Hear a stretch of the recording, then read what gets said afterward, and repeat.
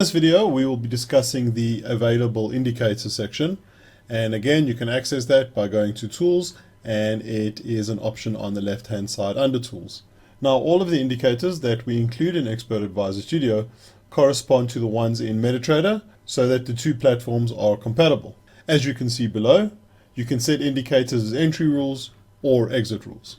You can use the checkboxes to select or unselect any of the indicators that you want to use. You have the toggle buttons which allow you to unselect or select all of them.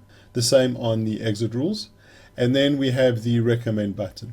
Now when you click on the recommend button, what you'll see is that some of them will be unchecked, but most of them are checked. The ones that are checked are the indicators that we recommend you use, and we will go through the ones that are unselected so that you can understand why we do not recommend these.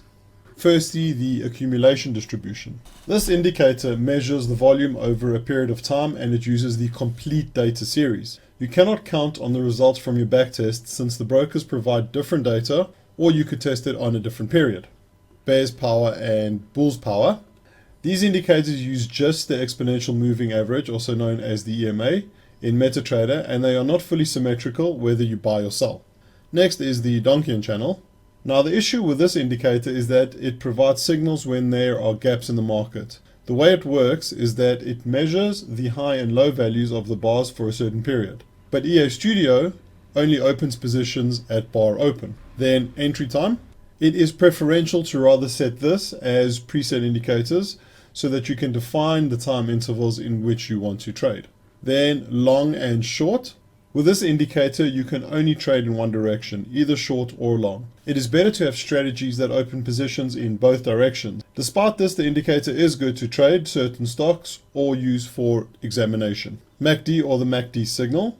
So this is the moving average of the oscillator. These three indicators also use the EMA.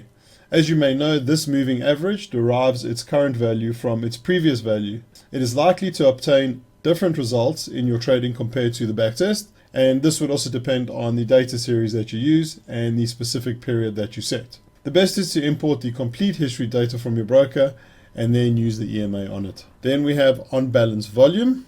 Since this indicator calculates volume, if you work with different data, there is no way for your results to match. Then we have do not exit. It is fine to use as kind of an indicator if your exit strategy is your stop loss or take profit. Otherwise, your strategies need trading rules for exit, and you need indicators for this. And lastly, the exit time. This indicator tells your strategy to exit at a specific time. In other words, you specify the hours and the minutes of your exit.